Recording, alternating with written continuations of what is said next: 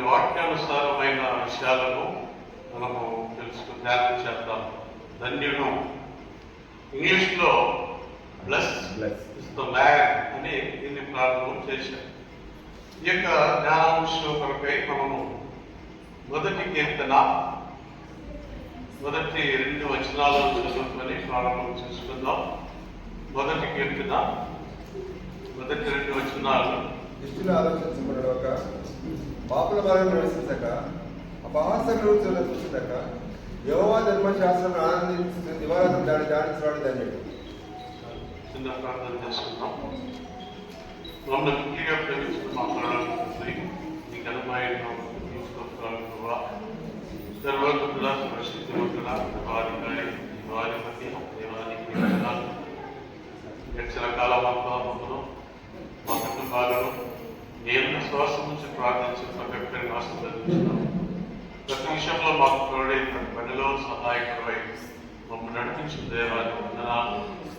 సాయంకాల సమయంలో ఈ స్థలంలో మమ్మల్ని అందరినీ తీసుకొచ్చి జీవకల దేవుడు ఆయన స్తుతించి వాక్యం ధ్యానించినట్టు నినామన్న ప్రార్థన చేయటకు దేవు మాకు ఇచ్చిన సమయాన్ని వందనాలు ప్రభు. ఇంతవరకు పాఠం ద్వారా స్తుతించిన సమయంలో నీ వాక్యాన్ని ధ్యానించినప్పుడు మాకు కావాల్సిన జ్ఞానాన్ని దయచేయండి. ఈ ఆత్మచం నడిపించి ఆత్మీయ సత్యంలో బోధించి వాక్యం బలపరిచి విశ్వాసం స్థిరపరిచి నిరక్షణ మార్గంలో నడిపి సమస్యలు సిద్ధిస్తున్నాము ప్రార్థించుకుంటున్నాం.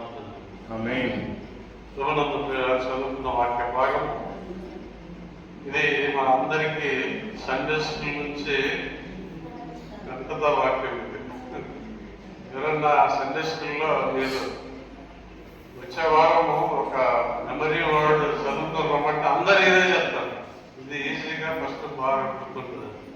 కనుక ఈరోజు మనము ధన్యుడు, ఎవరు ధన్యుడు అనే పాత్ర గురించి కొన్ని విషయాలను ధ్యానం చేద్దాం. రాయబడిన పరిశుద్ధ గ్రంథంలో దుష్టుల ఆలోచన చొప్పున నడవక, పాపల మార్గమున నిలవక, ఉపహాసకులు కూర్చున్న చోటను కూర్చున్నక.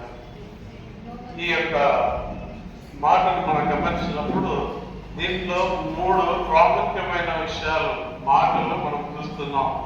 అదేంటంటే 1 నడవక, 2 నిలవక, 3 కూర్చున్నక.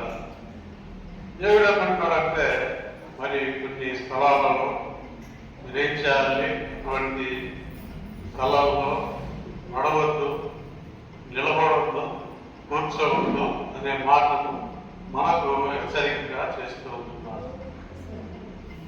దుష్టుల ఆలోచన చొప్పున నడవక.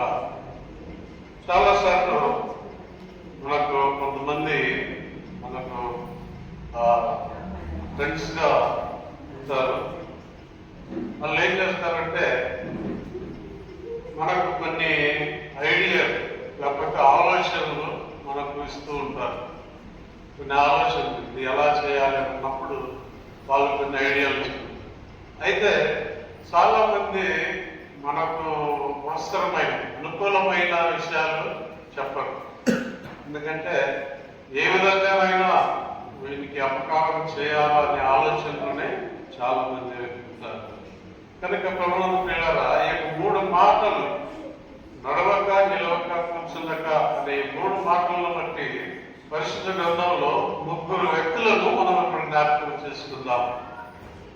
వాళ్ళు ఏం చేశారు, దాని పర్యవసానం, దాని రిజల్ట్ ఏమైంది అనేది మనం ధ్యానించవలసిన వారమైతున్నాం. నడవక. మొదటిది నడవక. నడవక అంటే ఆ ఆలోచన చొప్పున నడవక అంటే వాడు చెప్పిన ఆలోచనలను పాటించవద్దు, వాటి ప్రకారము నువ్వు నడవవద్దు అని దాని యొక్క అర్థమైంది. రాజులు మొదటి గ్రంథము 12వ అధ్యాయం 11వ వచనం చూద్దాం. రాజులు మొదటి గ్రంథము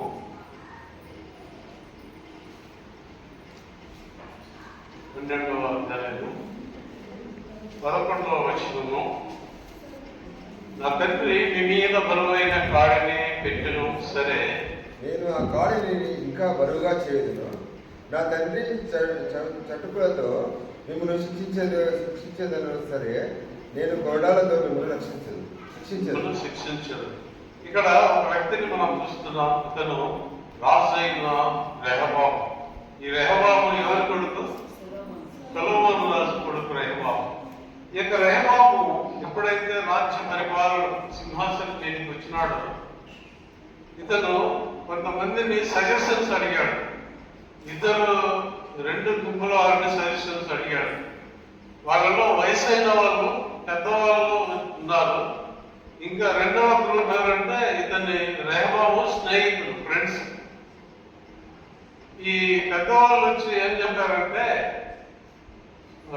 రాజా, మీ తండ్రి అయిన సొలొమోను మమ్మల్ని కొంచెం కఠినంగా శిక్షించాడు, కొన్ని బరువులు మా మీద పెట్టాడు. అయితే నీవు ఆ రీతిగా చేయొద్దు. వాటిని కొంచెం మాకు సులభం చేసినట్లయితే ఎప్పుడూ మేము మీతోనే, నీ పరిపాలన కిందనే, నీ రాజ్యంలోనే మేము ఉంటామని వయసులో పెద్దవాళ్ళు ఒక మంచి మాట చెప్పారు. ఆ తర్వాత మళ్ళీ ఈ రెహబాము ఏం చేశాడు, వాళ్ళ దోస్తులను పిలిచాడు, ఫ్రెండ్స్.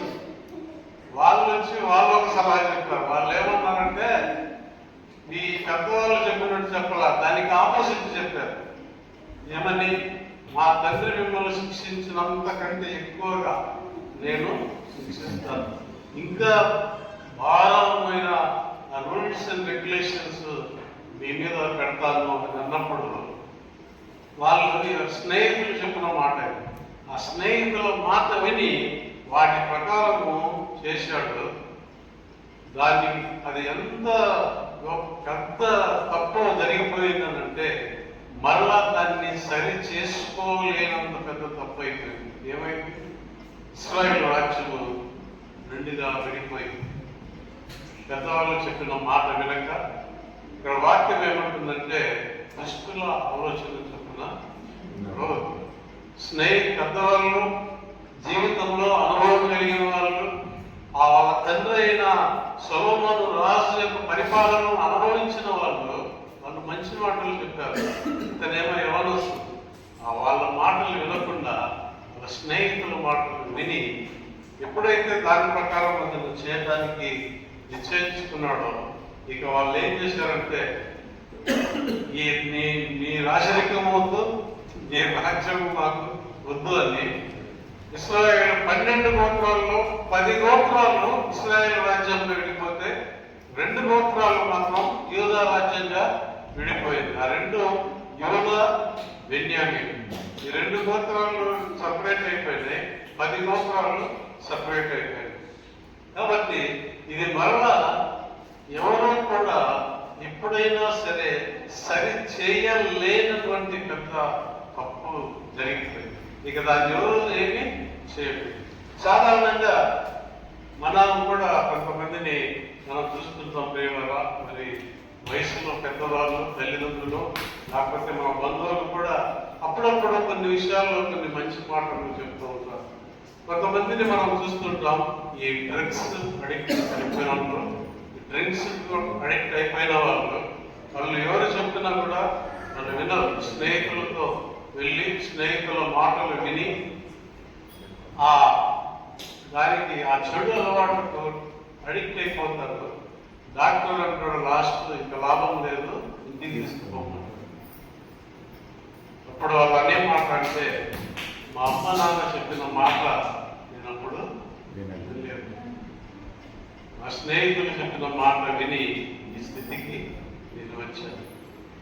అప్పుడు ఏమి చేయలేము, సరి చేసుకోలేని, సరిదిద్దుకోలేని స్థితిలోనికి వచ్చి నాడు ఎంతో మంది యవన బిడ్డలను మనం చూస్తున్నాం. ప్రియులను కారణం ఏంటో తెలుసా?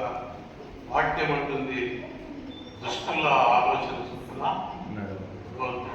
కనుక ప్రభువు ప్రియులరా, ఎవరు ఈ లోకంలో ధన్యుడు అంటే వాక్యానుసారంగా మరి దుష్టుల ఆలోచన చొప్పున నడవకుండా ఉండాలి అని అంటే దివారాత్రం దేవుని వాక్యము ధ్యానించబడుతుంది. ఎందుకు?